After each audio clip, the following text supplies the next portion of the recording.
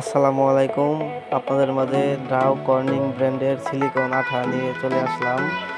এটি মূলত ইন্ডাস্ট্রিয়াল কাজে ব্যবহৃত হয়।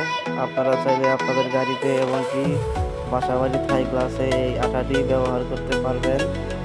এটির ওজন 795 গ্রাম। আমাদের কাছে পেয়ে যাবেন। আপনারা নিতে চাইলে আমাদের হোয়াটসঅ্যাপ নম্বরে যোগাযোগ করুন।